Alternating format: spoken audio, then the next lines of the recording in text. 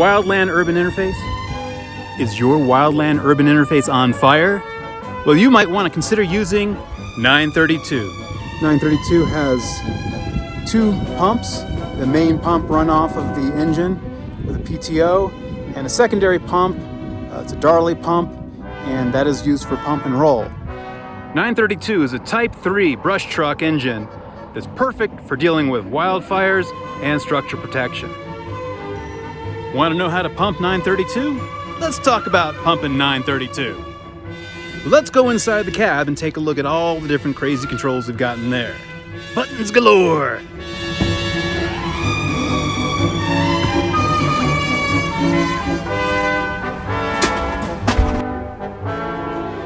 Inside the cab in the main console, you'll find controls for both pumps here. Our main pump is all controlled simply by this unlabeled switch, but there is a labeled light there to show that the pump is engaged.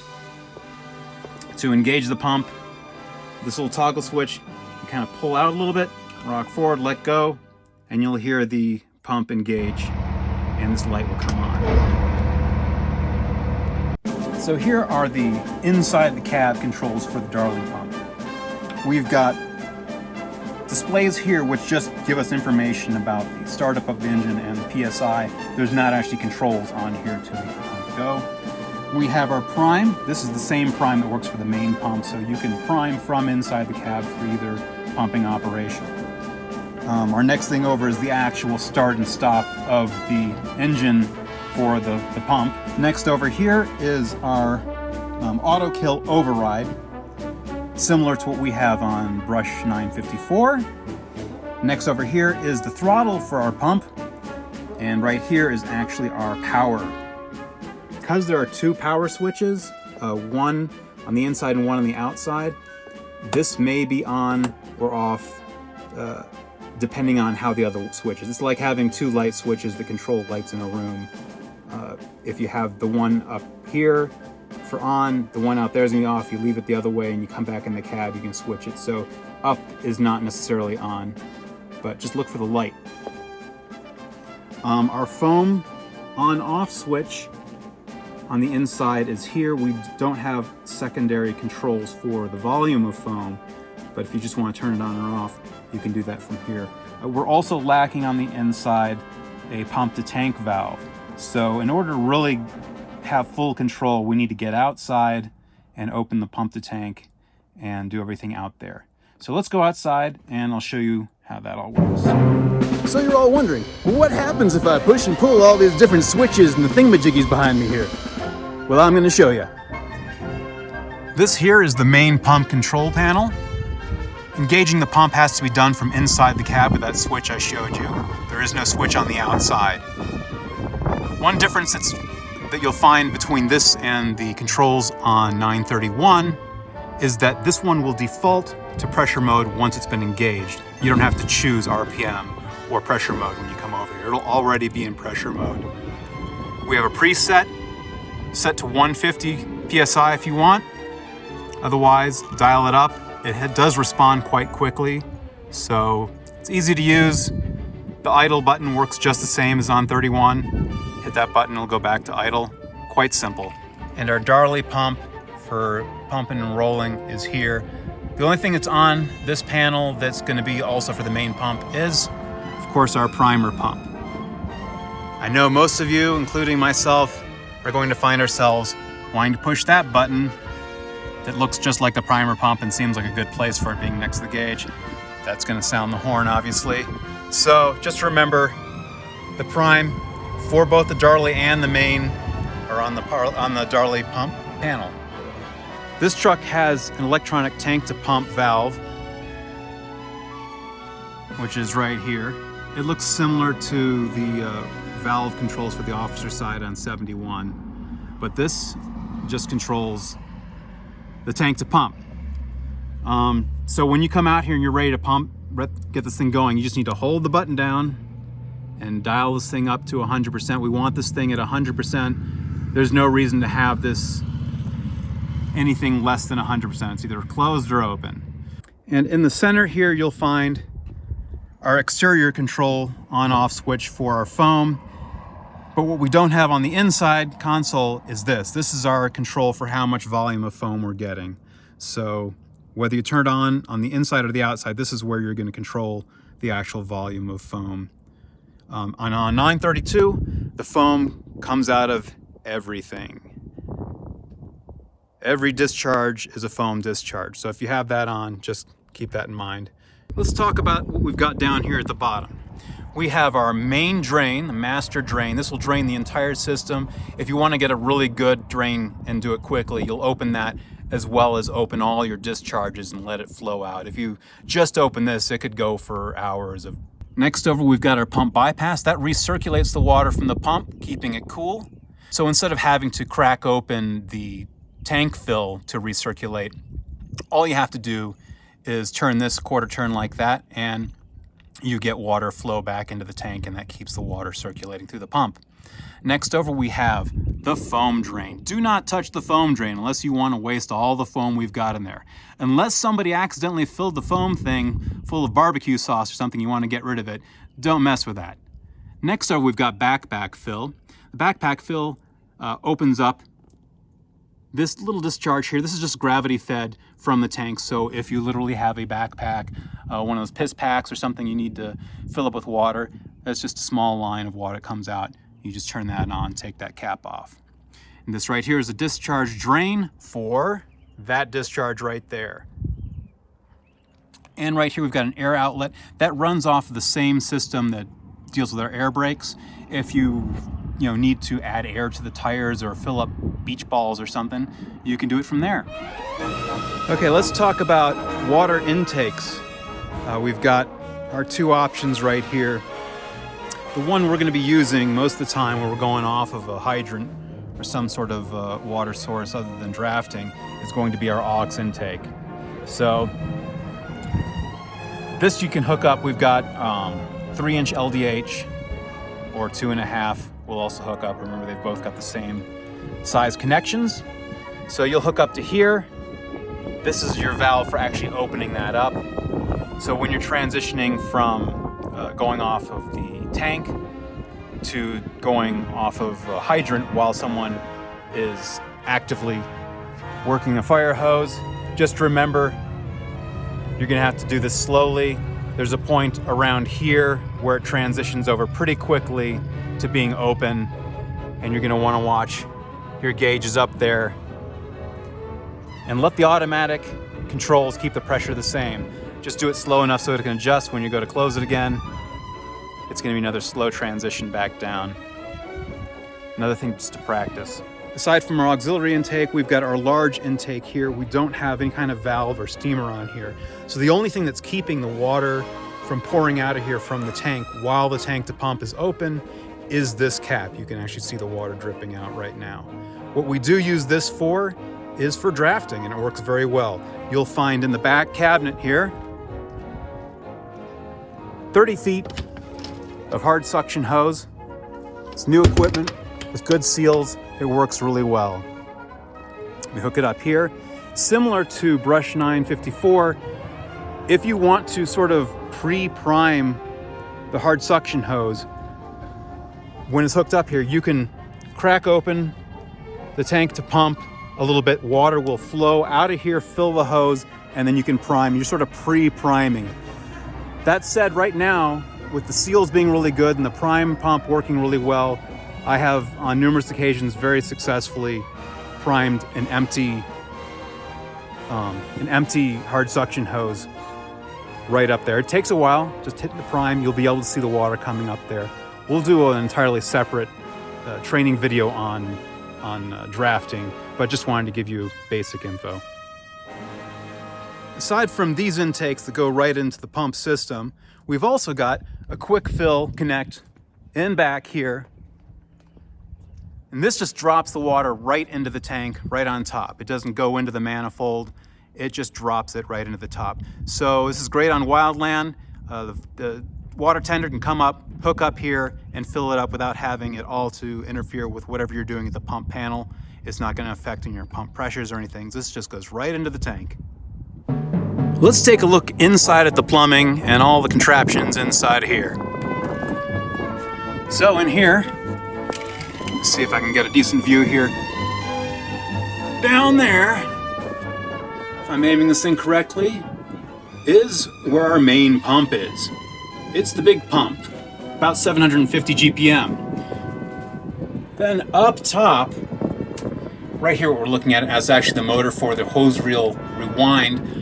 Behind that and up there, about as high up as the hose reel engine there, is our Darley pump. That's our pump and roll. It's a separate pump that's not at all controlled by the main engine. So we use that for pump and roll. That way we can drive at any speed we want without messing with the pump pressure. Over here, this is all of our foam. The foam pump is right there. I encourage you to come take a look in here, stick your head in, and just follow the pipes around so you can get familiar with where the water is going to and coming from. So that's basically it. Just stick your head in here sometime when you get a chance and have fun. So on 932, you're going to find that all of the discharges except for the hose reel have controls at the actual discharge, not on the panel. Hose reel is the only one that actually has a lever for controlling up there. Everything else is going to be right at the discharge itself. As you'll see there, all the way around. We have two discharges in back here, both of them. You open right at the discharge. Another cross lay there. Control it right there. And we have two bumper lines that are also controlled there. These were set up backwards. You know, typically that position would be considered open. It's backwards on both of these front ones. But just keep in mind, you're controlling everything except for the hose reel from those discharges. So you're going to have to do a little more walking around. Another thing to consider is that we only have 3 discharge specific gauges.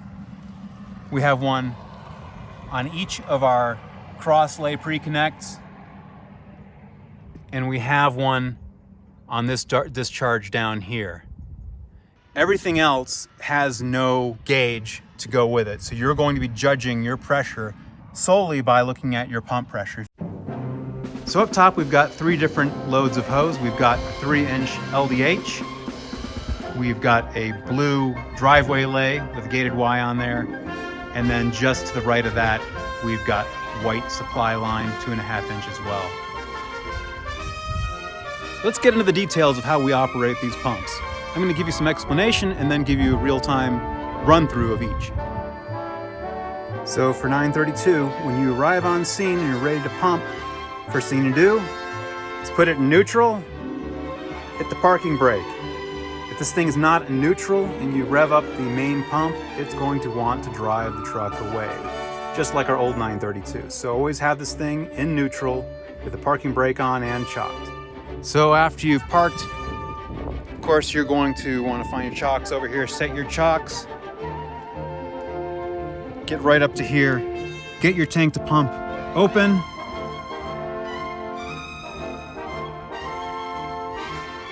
At this point, you can go back in.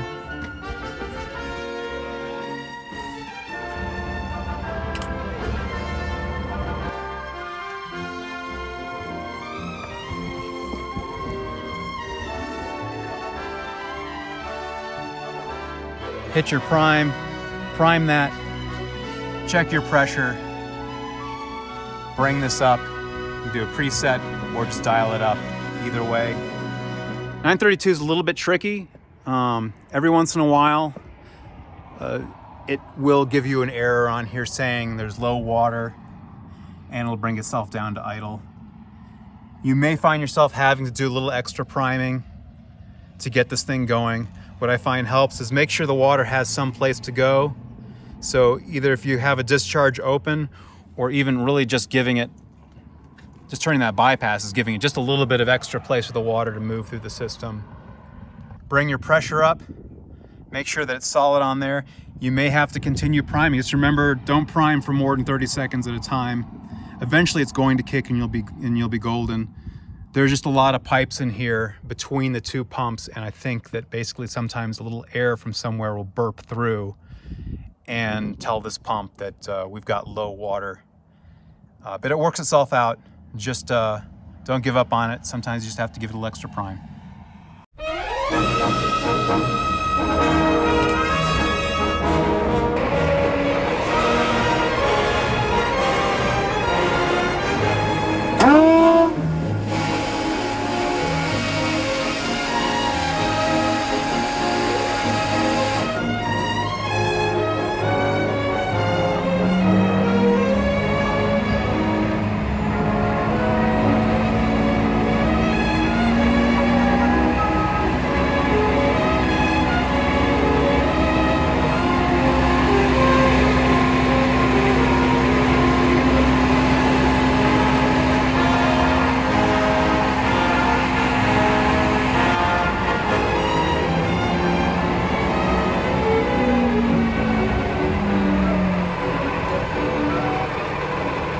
So you notice when the pump is running, that light above is going to be on, and this pump engaged light is also going to be on.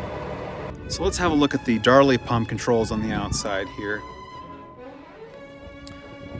On here, you're just going to find readouts. There's nothing you need to actually control on either of these to operate the pump. They're just going to give you information about your PSI and it's starting up. So our controls are everything over to the right here. We've got the prime, which again works for both pumps. We've got the actual start and stop, our auto kill override, the actual power to the pump, and this is bringing up and down our pressure. So let's go over how we get this thing going. So just like with the other pump, with the main pump, you're going to want to open up the tank to pump all the way to 100%. It's important on the Darley pump on 932 here that the first thing we turn on is our auto kill override. You have to do this before you turn the power on. If you do this afterwards, you'll get an error message and it won't start. So just remember, you have to turn this override on before engaging the power. So after you have that on, give it some electricity. You're going to see these screens light up.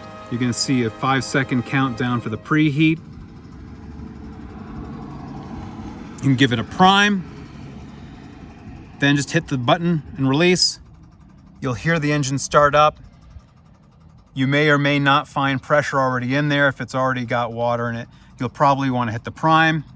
And once you've got it solid on there, it's like I said before, it takes a while for the water to get up to it sometimes. So just keep priming it, accelerate the pump, bring it up high enough to where it's going to grab it really good when it goes. So bring the pump up, watch your gauge, prime it, don't hit that button. After you've got it going, kill that, and you're ready to go. A couple of notable things about the Darley pump. It's very easily to stall it out. If you actually bring the Darley pump all the way down, you bring it down really low, it'll stall out. So if you want to bring it down to idle but keep it running, just bring it down low, but don't bring it all the way down to the very bottom. It tends to stall out. Another way to stall this thing out is if you are running this thing and you also open the tank to fill all the way, or you open up a discharge that doesn't have a nozzle on it. There's no back pressure. So with no back pressure, without any back pressure, it's going to stall out. So just keep that in mind. That's normal for this pump.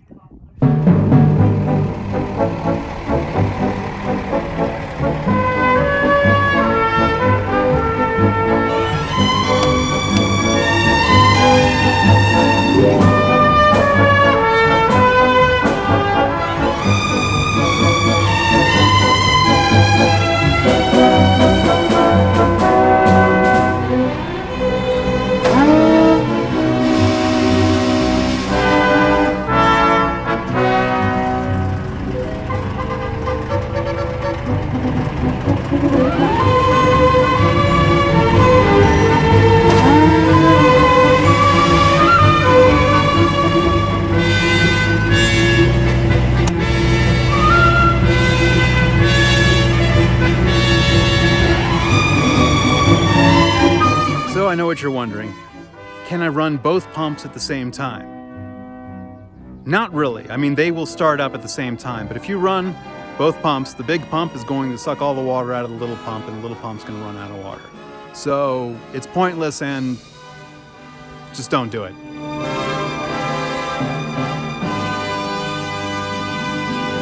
So that is pumping operations for 932 in a nutshell. I hope I covered everything you wanted to know in there, and that this was a useful video. Personally, I feel like I missed a couple of good opportunities to make jokes about foamy discharges and hard suction hose. But there's always the future. If you have any questions, feel free to come and ask me. You can always ask the chief or any of the other engineers who have been checked off on engine 932. Be safe out there, and go check out the truck.